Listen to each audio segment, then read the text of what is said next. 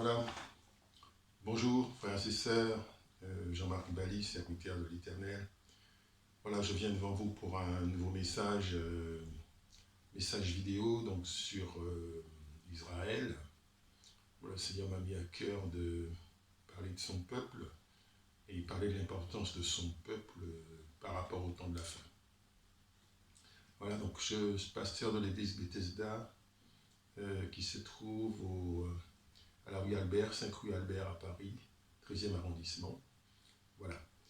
Et en ce temps de confinement par rapport au coronavirus, voilà, je dois faire quand même l'œuvre du Seigneur, donc je continue chez moi à faire certaines œuvres, enfin parler de la parole de Dieu, et puis répandre l'évangile, puisque c'est notre travail. Nous sommes en un temps où c'est plus facile qu'avant, je dirais, par rapport aux moyens techniques qui sont mis à notre disposition. Donc voilà, que le Seigneur vous bénisse abondamment, qu'il vous guide. Et nous allons commencer par une prière. Père éternel, je te rends grâce, je te bénis pour ce temps. Je te rends grâce, Seigneur, pour cette opportunité que tu me donnes de répandre ta parole. Père, je te rends grâce parce que tu es un Père puissant, un Père bon, un Père qui sait toutes choses et qui a toujours en réserve des provisions pour ses enfants. Merci, Père. Je te demande de me conduire dans cette prédication. Je demande de me guider, que ton Saint-Esprit m'assiste et me guide, que ma bouche soit guidée, que mes pensées soient guidées, que les versets bibliques me viennent facilement et que je puisse transmettre le message que tu souhaites transmettre à tes enfants à propos de ton peuple Israël. Merci Seigneur. Amen. Alors voilà, donc aujourd'hui on va parler d'Israël. Le peuple d'Israël, c'est le peuple de Dieu. C'est une nation à part. C'est une nation que le Seigneur a créée. Il l'a créée à partir d'un homme qui s'appelle Abraham. Alors nous avons un premier verset sur lequel on va méditer un peu, qui est le verset d'Osée, Osée chapitre 1, verset 10, il est écrit « Cependant le nombre des enfants d'Israël sera comme le sable de la mer, qui ne peut ni se mesurer ni se compter. Et au lieu où on leur disait, vous n'êtes pas mon peuple, on leur dira, fils du Dieu vivant. » Voilà. Merci Seigneur, parce que c'est un peuple qui a une grande destinée, et c'est un peuple qui est destiné à apporter Dieu aux autres peuples. Donc c'est un peuple qui est un grand peuple, et qui va faire de grandes choses, qui a plusieurs missions par rapport à Dieu. Alors Israël, c'est vraiment le choix de Dieu, c'est-à-dire c'est un peuple qui est choisi parmi tous les peuples. Vous voyez, on retrouve ce principe aussi chez les chrétiens. Les chrétiens sont des gens qui sont choisis par Dieu. Le Seigneur va dire, ce n'est pas moi qui vous ai choisi, ce n'est pas vous qui m'avez choisi, pardon, mais c'est moi qui vous ai choisi. D'accord? Dans le livre de Deutéronome, il est écrit « Car tu es un peuple saint pour l'Éternel ton Dieu.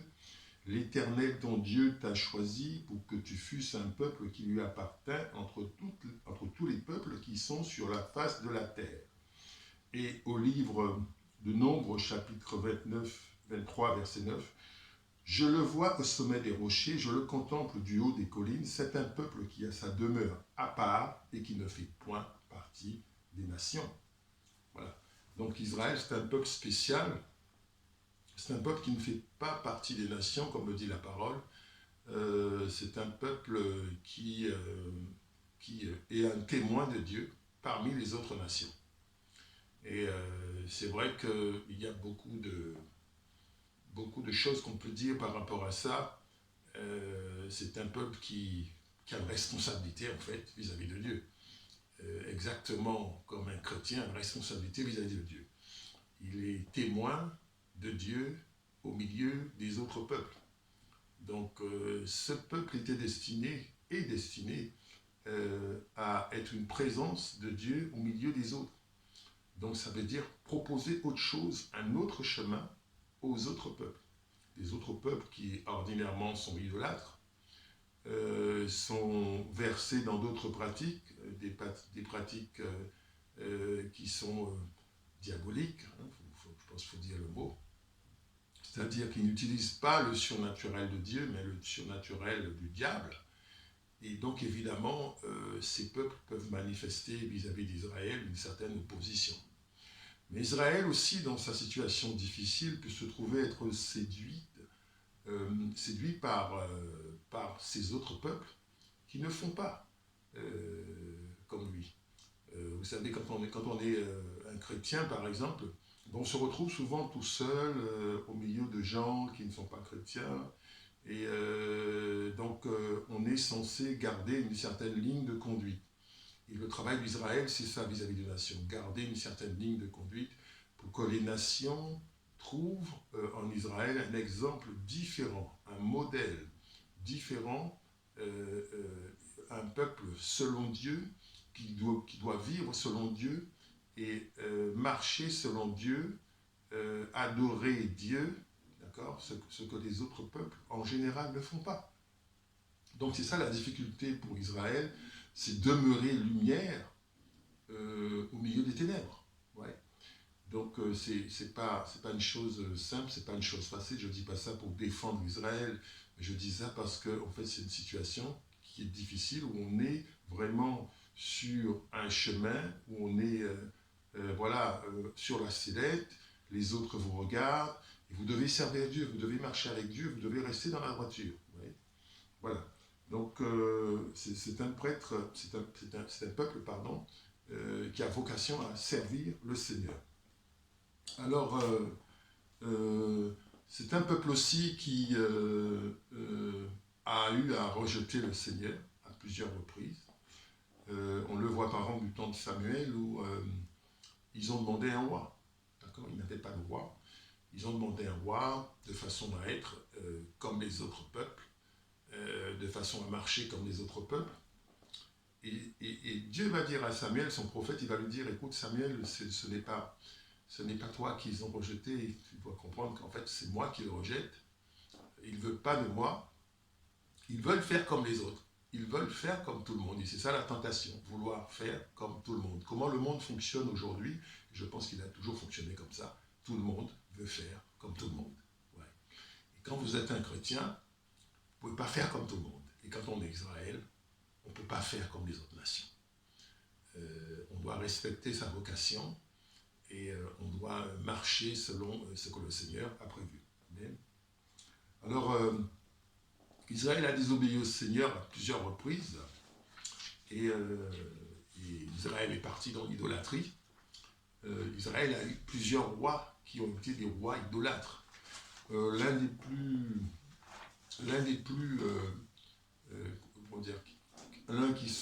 des rois qui soit allé le plus loin dans l'idolâtrie, c'est le roi Manassé, qui est allé même jusqu'à offrir ses enfants en sacrifice par le feu à d'autres dieux. Donc Israël n'est pas objet de l'amour de Dieu pour ses mérites.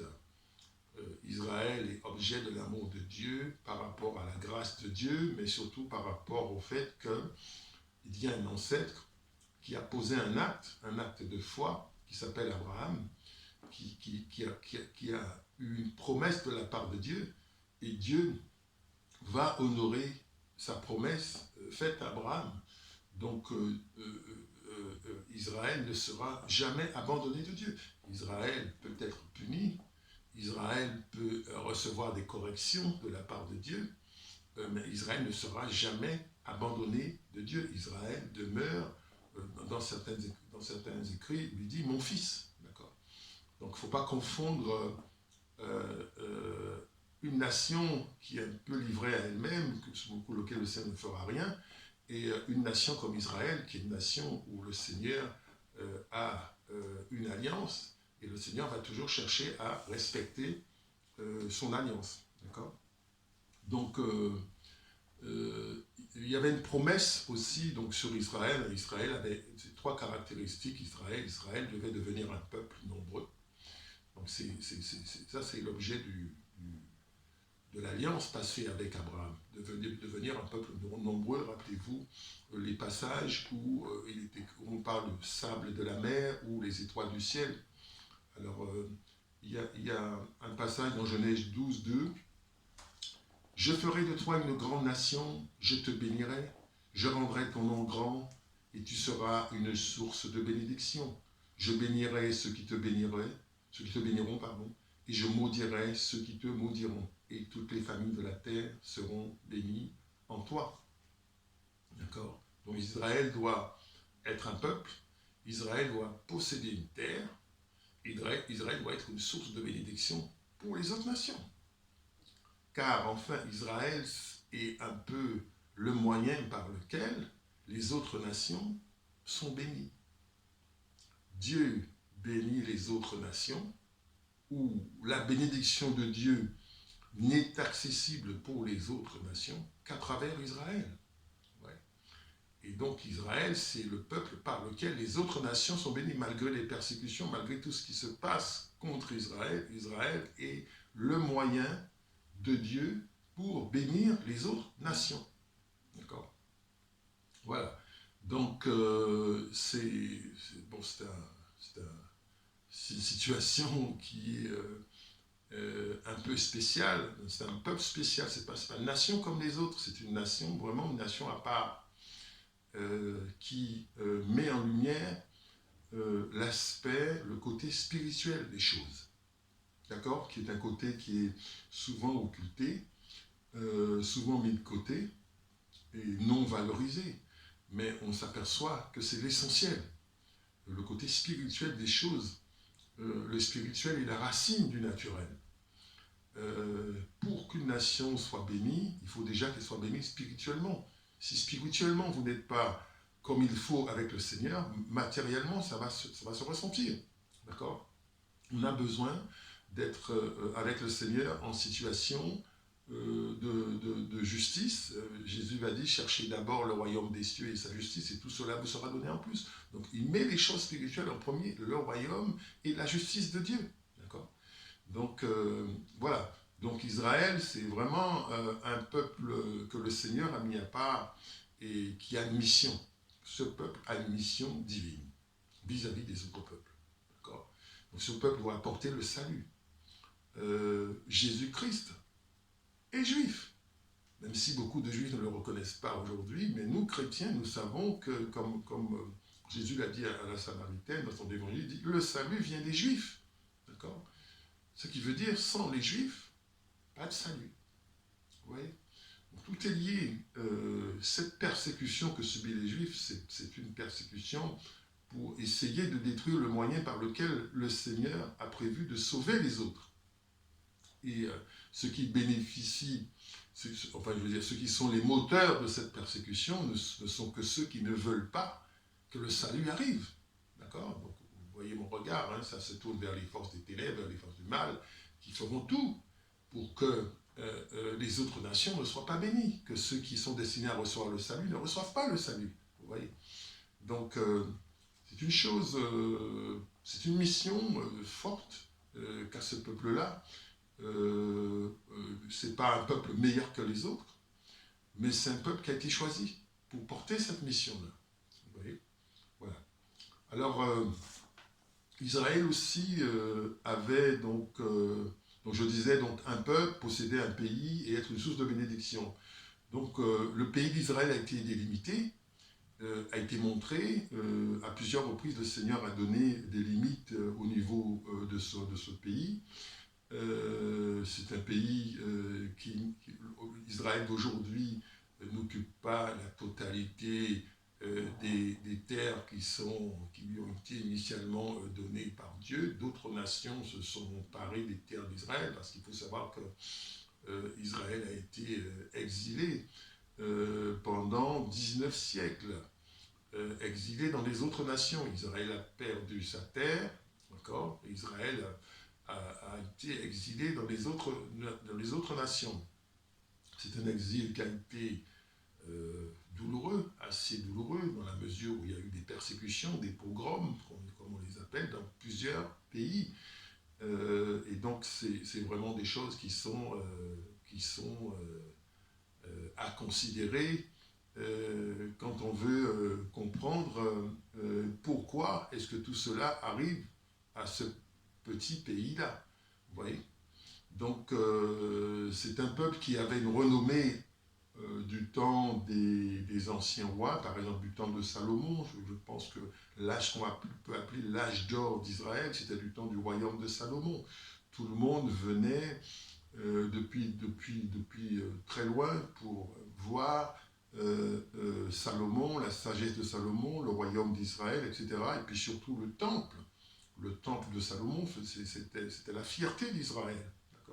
Tout le monde venait et admirait ce temple et voyait toute la sagesse de cet homme, bien sûr, sagesse que Dieu lui a donnée, mais c'était un temps où Israël rayonnait. Israël rayonnait beaucoup, c'était vraiment une puissance avec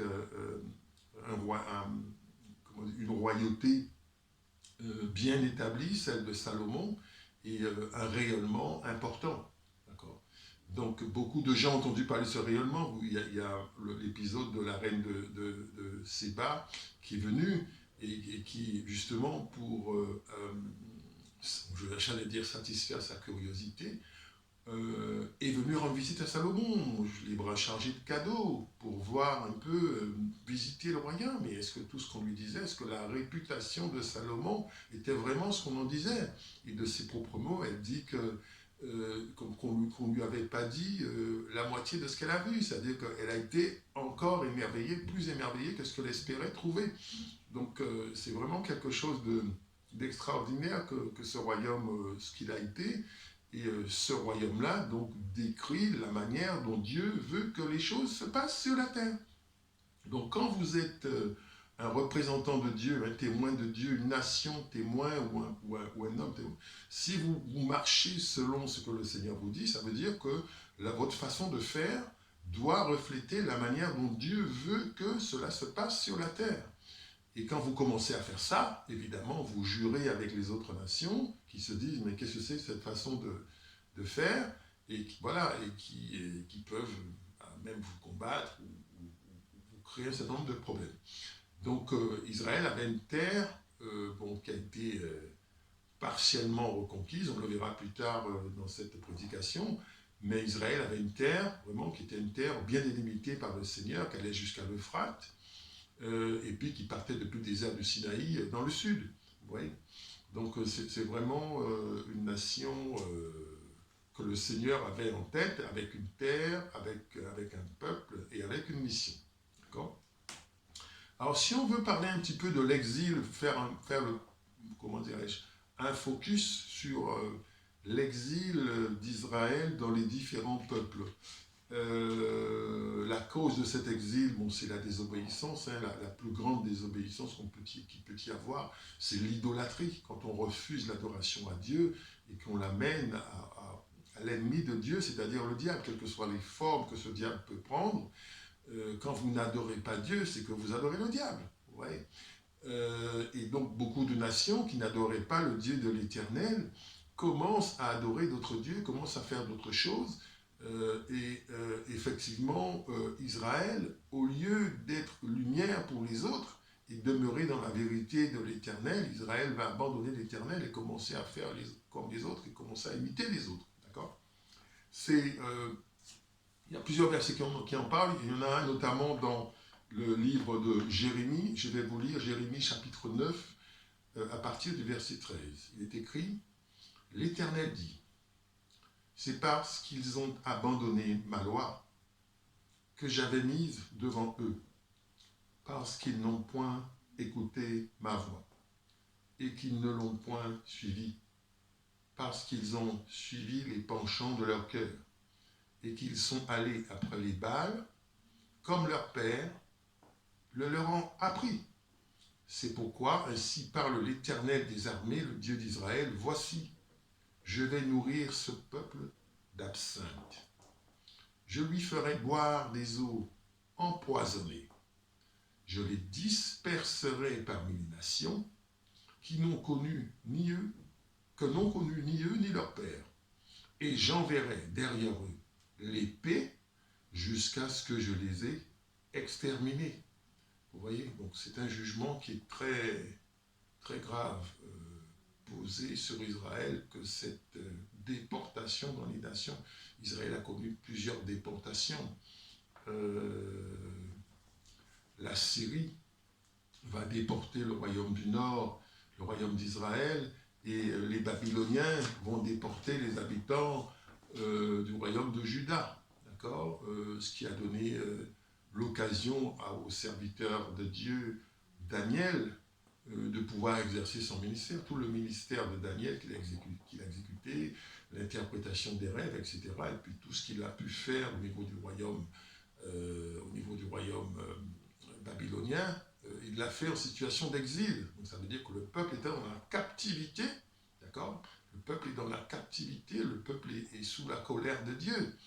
Et Daniel, donc homme de Dieu, qui craint Dieu, qui fléchissait le genou 3 fois par jour pour adorer le Dieu d'Israël, donc c'était quand même un homme pieux, fidèle, et qui marche avec le Seigneur. Et cet homme-là a prié pour que le peuple retrouve la liberté, parce qu'il a compris que la captivité devait prendre fin après un certain temps. Comment l'a-t-il compris? Il a compris en scrutant les Écritures. L'importance de scruter les Écritures, notamment dans les temps de la fin, où nous sommes, pour voir où est-ce que nous en sommes. Il faut prendre la Bible pas seulement comme une histoire qu'on peut raconter. Il y a plusieurs façons de lire la Bible. Hein. Vous avez des gens qui prennent ça un peu comme une fresque et qui vous racontent ça, qui font de très belles images, de très beaux dessins. Voilà, et puis on vous met ça dans un livre très joli. On aurait dit une bande dessinée, vous voyez. Et donc, enlève toute la partie vérité. Parce que la parole de Dieu est vraie. Ouais. La parole de la Bible est vraie. Ouais. Je me souviens quand j'étais catholique, j'avais participé à une réunion et le prêtre catholique en face m'avait clairement dit que non, en fait, que tout cela, c'était pas des histoires vraies, que c'était des contes babyloniens, que tout cela, c'était des contes babyloniens, que la parole, c'était des contes, et que tous les livres qu'on voit, le livre d'Esther, le livre de Daniel, tout ça, c'est des contes qu'on vous raconte, des choses, effectivement, duquel on peut tirer des leçons, mais en aucun cas, ce n'est la vérité, ça n'a pas vraiment eu lieu. Je veux dire, historiquement, ça ne s'est jamais produit. Voilà, donc il y a des gens qui croient ça et qui diffusent cela. Moi, pour ma part, Jean-Marc Bally, je pense que la parole de Dieu est vraie, que la Bible est vraie, que tout ce qui est écrit dedans, c'est vrai, que toutes les prophéties s'accompliront, que tout ce que Dieu dit dans sa parole est authentique et vrai.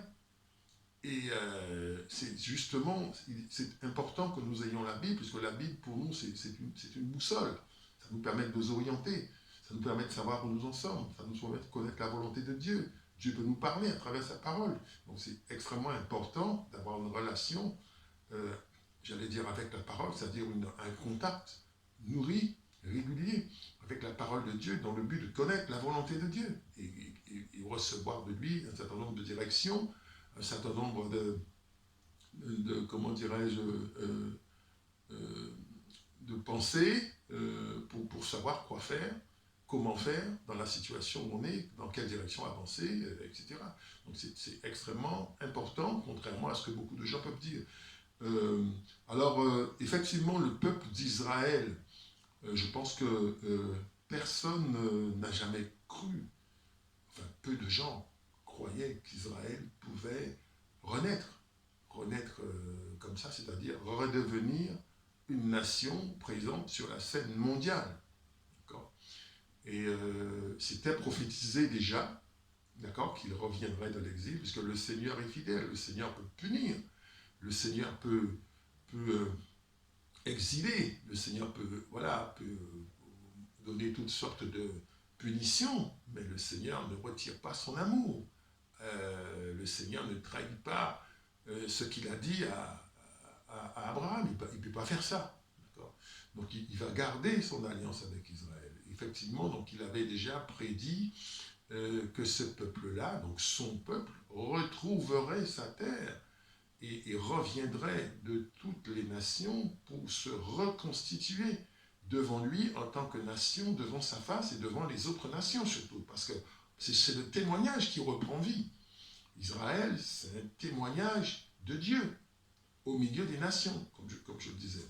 Alors, il y a plusieurs passages qui en parlent. Moi, j'ai choisi de prendre celui d'Ézéchiel, chapitre 37, qui montre la résurrection d'un certain nombre d'ossements déposés dans une vallée. Le prophète Ézéchiel, c'est quelqu'un qui avait des visions. Le Seigneur lui parlait par des visions.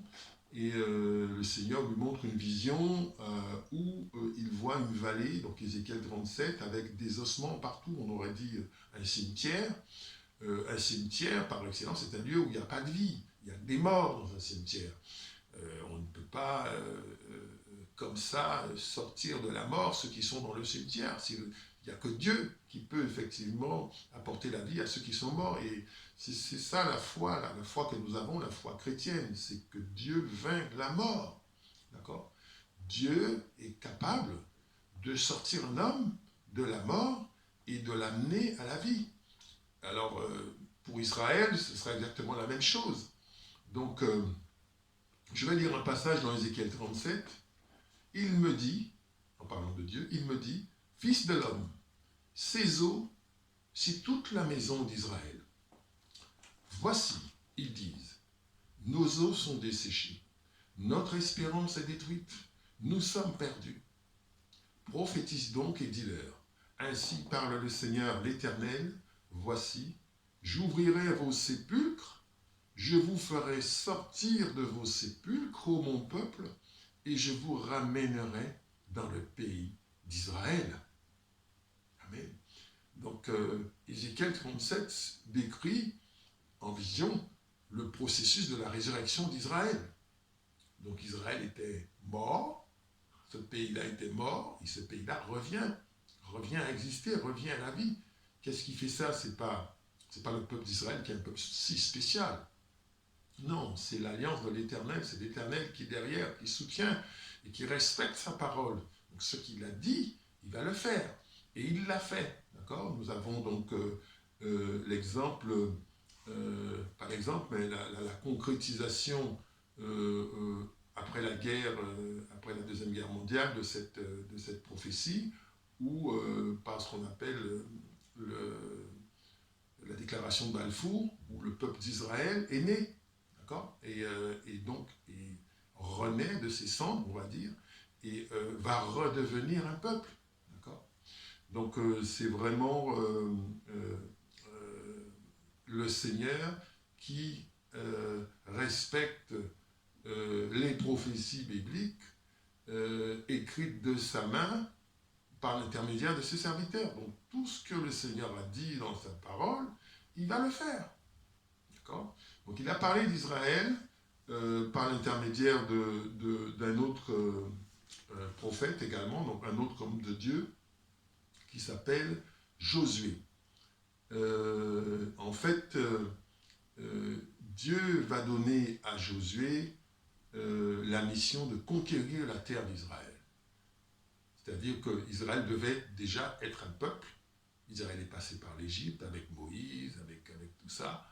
Et donc, Israël est un peuple. Donc ça, c'est une première partie de la prophétie qui s'accomplit, de la promesse. Maintenant, il faut que ce peuple ait une terre à elle. Et le Seigneur, Dieu, dans sa toute-puissance, parce qu'en fait, il est le roi de tous les peuples de la terre, ça je pense qu'il faut le dire, hein. Dieu n'est pas que le Dieu d'Israël, tous les peuples de la terre appartiennent à Dieu. Beaucoup de peuples n'adorent pas Dieu, font autre chose, adorent d'autres entités, sont dans l'idolâtrie, sont dans d'autres religions, peuvent être sincères parce qu'effectivement, quand vous recevez ça de votre famille, de vos grands-parents, etc., vous continuez tout simplement ce qu'on vous a appris. Mais le Seigneur, il est le roi, il est le possesseur, il est le détenteur de tous les peuples de la terre. D'accord ? Et donc le Seigneur va décider, dans sa seigneurie, que certains peuples du fait de leur pratique, devront quitter la terre de Canaan, qu'on appelle la terre promise, hein, on en parle, on parle de pays où coule le miel et le lait, etc. Donc effectivement, il y avait de perspectives de bonheur pour le peuple d'Israël, en disant, voilà, vous allez habiter une terre, maintenant ça va être magnifique, ça va être merveilleux, c'est un pays riche, avec beaucoup de bienfaits, beaucoup de bénédictions, vous serez heureux dans ce pays, etc. Donc il y avait quand même des promesses, de belles promesses que l'Éternel avait fait à son peuple, mais ce peuple était déjà occupé, cette terre, pardon, était déjà occupée par des peuples idolâtres, des peuples qui avaient toutes sortes de pratiques démoniaques, des peuples puissants, des peuples nombreux, toutes sortes de peuples, d'accord. Quand on finit le livre de Josué, il est dit qu'il a conquis 31 royaumes. Josué a conquis 31 royaumes et vaincu 31 royaumes, effectivement, pour que ces peuples-là puissent cesser de souiller la terre sur laquelle ils sont et qu'elle soit habitée par les enfants de Dieu, c'est-à-dire les Israélites. D'accord? Donc c'est comme ça que Dieu a équipé Josué, a fait de Josué un homme de guerre, de façon à ce qu'il puisse faire entrer Israël en possession de la terre promise. Donc, vous voyez, dans le plan de Dieu, chaque personne a une mission, a sa part à accomplir, et voilà. Donc, le Seigneur va faire des promesses. Dans Josué 1,3, il va dire « Tout lieu que foulera la plante de votre pied, je vous le donne, comme je l'ai dit à Moïse. Vous aurez pour territoire depuis le désert et le Liban, jusqu'au grand fleuve, le fleuve d'Euphrate, tout le pays des Hétiens, et jusqu'à la grande mer, vers le soleil couchant. » D'accord ? La grande mer, c'est la Méditerranée. Donc, Dieu décrit un peu les limites de la terre d'Israël. Donc, il choisit cet emplacement. Dieu choisit cet emplacement. On ne sait pas toujours pourquoi, parce que la terre est vaste. Dieu aurait pu choisir n'importe quel autre endroit. Ouais, mais moi, je reste convaincu, je suis convaincu que cette terre, cet endroit, cette localité-là, présente des caractéristiques qui plaisent à Dieu. Et il y a des raisons, il y a une raison pour laquelle le Seigneur choisit de s'établir dans cet endroit-là et de donner ce morceau de terre à son peuple. D'accord ? Donc, voilà, donc en fait, il s'agit donc de conquête de la terre. Donc aujourd'hui, Israël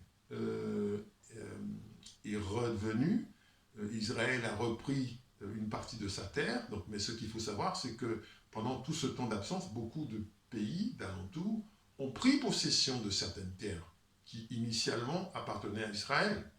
Ils ont pris possession de certaines terres et ils s'y sont établis, et ils y sont établis depuis longtemps.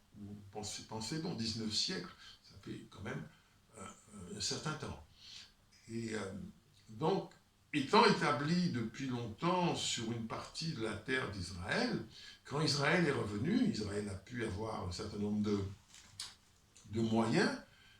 Israël devait d'abord s'occuper de la terre, c'est-à-dire la rendre plus accueillante, donc la cultiver, y planter des arbres, parce que c'était un vrai désert, c'était un désert. Le peuple d'Israël a hérité d'un désert, donc il fallait irriguer ce désert, il fallait cultiver, il fallait des arbres, voilà, ils avaient pas mal de travail à faire pour bâtir, pour construire le pays, construire les villes, construire les routes, construire les réseaux d'irrigation, les écoles, etc., etc., tout ce qui constitue un pays, le gouvernement, etc., etc.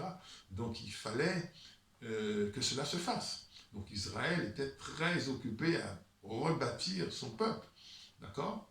Et donc la terre d'Israël devait aussi être reconquise à ceux qui avaient pris des terres qu'initialement Israël était possesseur.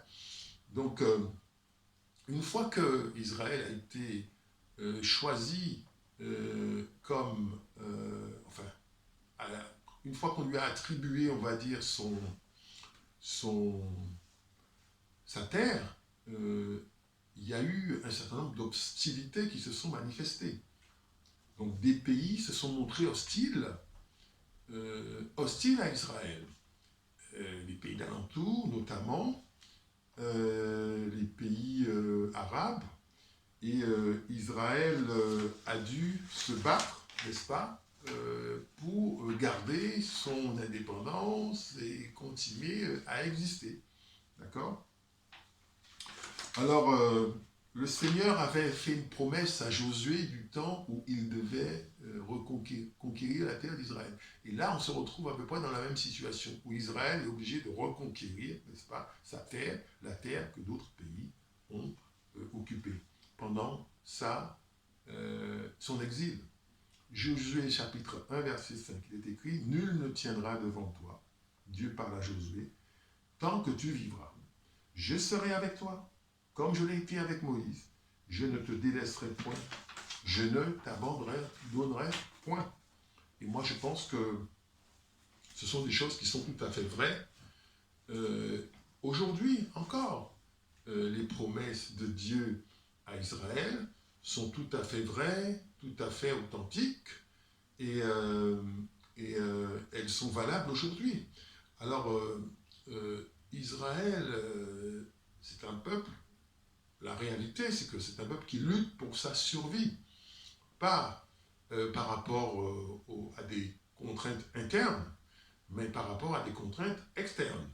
C'est-à-dire qu'à mesure que des peuples reviennent s'installer dans leur terre d'origine, donc que les Israélites reviennent s'installer dans leur terre d'origine, venus de différents pays, de plusieurs pays, eh bien, le peuple déjà grandit en nombre d'habitants, mais aussi les pays d'alentour ne voient pas ça nécessairement d'un bon œil. D'accord ? Donc Israël, de façon régulière, depuis sa création, a déjà connu beaucoup de conflits armés avec des voisins, avec des coalitions, avec des pays qui ont décidé qu'Israël doit disparaître. On se rappellera, moi personnellement, je me rappelle du président iranien Ahmadinejad, qui avait dit tout simplement qu'il fallait rayer Israël de la carte. Donc depuis qu'Israël a été créé, Israël a déjà connu 13 conflits armés, plus de 13 conflits armés, d'accord ? Il y a eu en 1948, je vous cite, la guerre d'indépendance, d'accord ? Donc c'était une guerre contre la Ligue arabe, donc un certain nombre de pays arabes. Donc c'est une guerre qui a duré un peu moins d'un an. En 1967, du 5 au 10 juin, il y a eu la guerre des 6 jours, d'accord, contre l'Égypte, la Syrie, la Jordanie, oui, la guerre des 6 jours. Ensuite, voilà, donc 13 conflits armés, comme je vous disais, depuis la création d'Israël. Donc c'est un pays qui lutte pour sa survie, et beaucoup de pays alentours se disputent, se concertent et complotent pour pouvoir anéantir ce peuple-là. D'accord ? Donc c'est un contexte grave, c'est un contexte difficile. Israël est dans la vigilance, Israël est dans la surveillance. Israël sait que voilà, il y a de l'hostilité. Alors il y a un pays qui soutient Israël, un pays puissant, et Dieu sait faire les choses. C'est les États-Unis d'Amérique. Les États-Unis d'Amérique qui sont le pays, le géant qui soutient, n'est-ce pas, le petit pays Israël qui ont attaqué de toutes parts. On se souvient aussi que récemment, il y a eu la capitale d'Israël qui est devenue Jérusalem. Avant, c'était Tel Aviv. Et le seul pays qui a soutenu cela, c'est les États-Unis d'Amérique. D'accord ? Pourquoi les États-Unis d'Amérique ? Parce qu'ils ont la puissance pour le faire.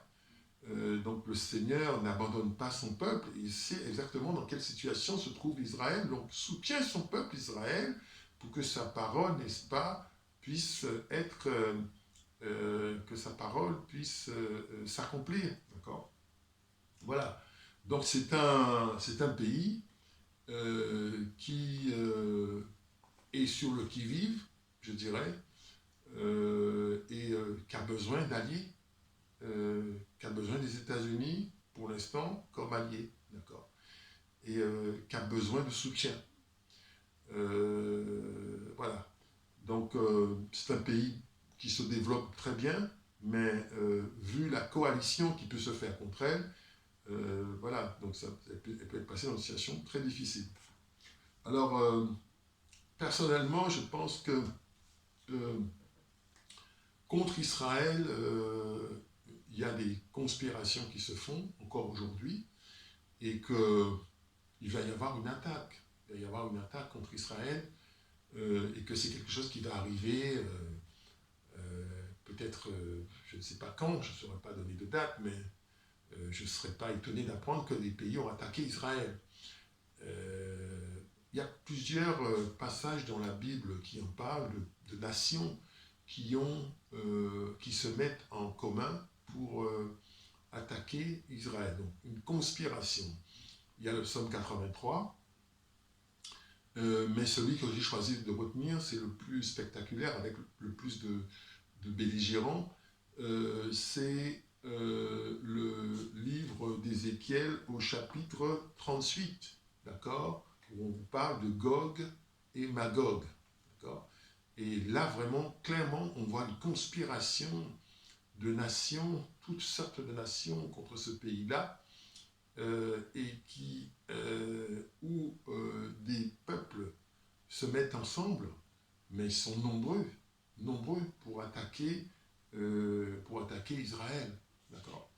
Donc c'est quelque chose d'assez imminent. Quand je dis imminent, je ne sais pas quand ça va se faire, mais ça va se faire, c'est dans la parole, puisque qu'Israël soit recréé, ça c'est une prophétie qui s'est accomplie, mais les autres prophéties aussi vont s'accomplir, d'accord. La venue de l'Antéchrist, ça va s'accomplir. L'enlèvement de l'Église, ça va s'accomplir. Toutes ces prophéties-là doivent s'accomplir. Il faut bien veiller à ce que la chronologie des événements soit connue de nous chrétiens qui sommes enfants de lumière. C'est pour ça qu'il faut sans arrêt scruter les Écritures, savoir où est-ce qu'on en sommes, qu'est-ce qui vient ensuite, après. Mais pour ce qui concerne Israël, Israël va être attaqué et par une coalition de nations. Alors je vais lire le passage d'Ézéchiel, Ézéchiel chapitre 38 à partir de verset 2. Il est écrit: Fils de l'homme, tourne ta face vers Gog, au pays de Magog, vers le prince de Roche, de Méchec et de Tubal, et prophétise contre lui. Plus loin au verset 5. Et avec ceux de Perse, d'Éthiopie et de Put, tous portant le bouclier et le casque, Gomer et toutes ses troupes, la maison de Togarma, à l'extrémité du septentrion, et toutes ses troupes, peuples nombreux qui sont avec toi. Donc ici sont énumérés ceux qui participeront. Donc ce sont des peuples, hein, ce sont des peuples, il faut voir ça comme des peuples. Donc il faut regarder donc, dans la Bible les différents noms qui ont été énoncés.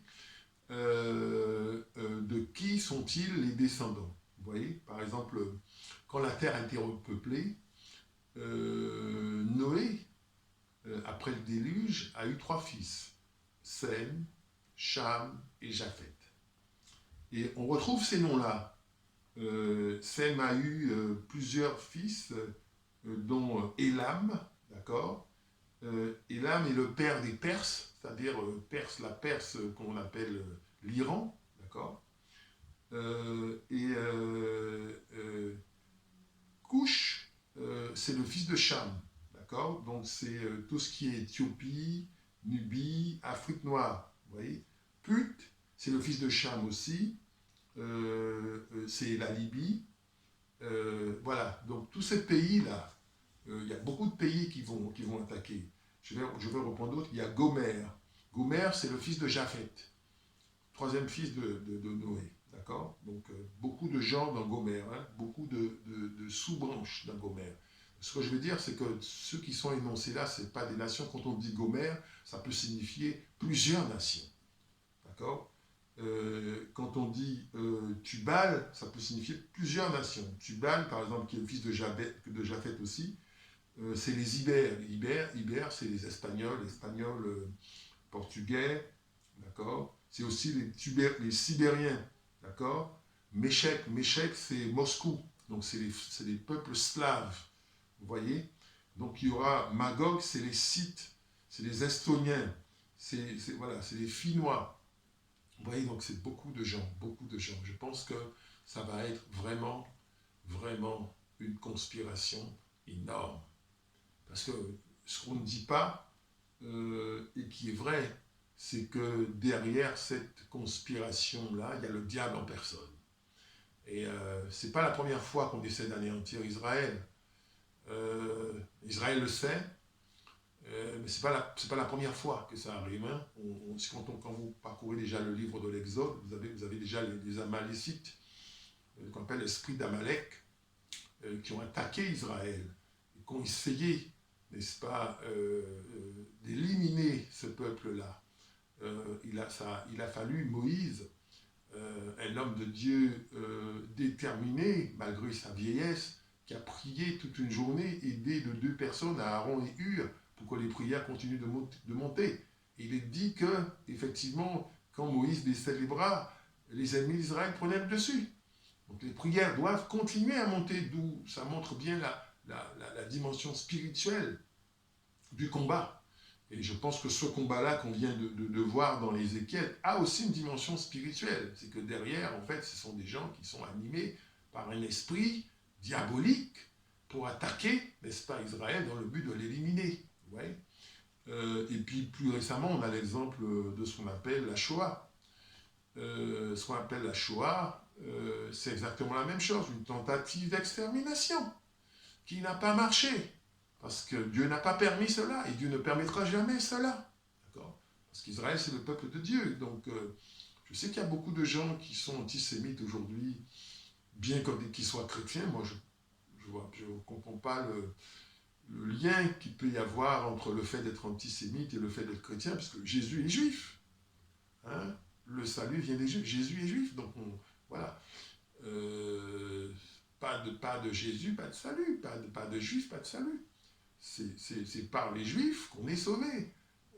L'apôtre Paul dit aussi que ceux qui ont accepté Jésus-Christ, ce sont des oliviers sauvages qui ont été, n'est-ce pas, hantés sur l'olivier saint qu'est Israël. Donc on ne peut pas, comme ça, aller à Dieu sans Jésus-Christ. Nul ne vient au Père que par moi. Donc ça, c'est des choses qu'il faut bien comprendre. Et il faut bénir ce peuple-là, le peuple d'Israël. C'est un peuple qui a beaucoup à faire, qui a beaucoup de pression, et qui a beaucoup comment dirais-je, d'ennemis. D'accord? Donc il faut prier pour Israël. Il faut voilà, comprendre l'importance et la portée d'Israël. Et même si aujourd'hui, il y en a beaucoup qui n'ont pas accepté Jésus comme Messie, ça n'enlève rien au fait qu'ils sont aussi objets de la promesse et qu'ils sont aimés de Dieu et qu'ils sont Israël. Donc voilà. Donc voilà, donc par rapport à ce qu'on peut dire sur le peuple d'Israël aujourd'hui. Donc il y a beaucoup d'autres aspects que je n'ai pas abordés aujourd'hui. Je ferai d'autres messages sur ce point et plus généralement peut-être sur l'eschatologie. Donc je vais profiter de ce confinement pour faire des choses davantage. Donc voilà, donc je bénis ce peuple d'Israël. Je vais faire une prière pour Israël. Je bénis ceux qui ont la même foi que moi de le faire. Merci Seigneur. Seigneur, je te rends grâce, je te bénis. Je te remets ce peuple Israël. Je te bénis parce que c'est le peuple que tu as choisi. Et c'est par ce peuple que nous aussi nous sommes bénis. C'est par ce peuple que nous avons accès à la vie, parce que ton fils Jésus-Christ est venu, a pris chair dans une tribu, la tribu de Juda. Et aujourd'hui encore, même dans les écrits de l'Apocalypse, quand Jésus est cité, Et on dit de lui le lion de la tribu de Juda. Donc vraiment notre destinée est intimement liée à la destinée des Juifs. Je te demande ta protection, ta grâce, ta bienveillance et ta bénédiction sur le peuple d'Israël, dans le nom puissant et précieux de Jésus-Christ de Nazareth. Amen. Voilà, frères et sœurs, je vous remercie. Et puis, on se dit à une prochaine fois pour une prochaine vidéo. Amen.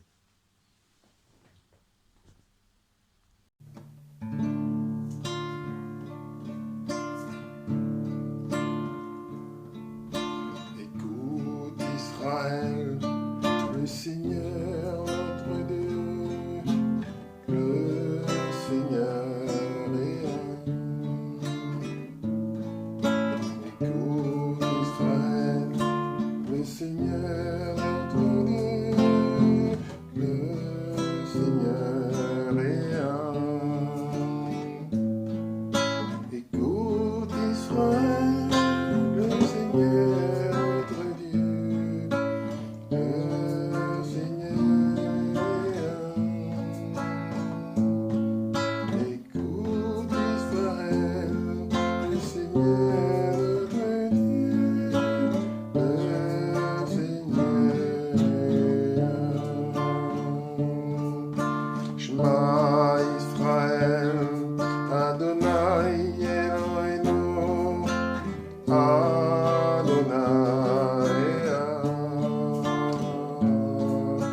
Shema Israël, Adonai Eloheinu, Adonai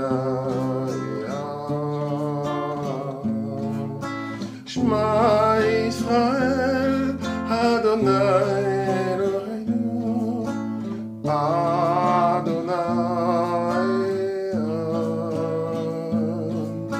Shema Israël, Adonai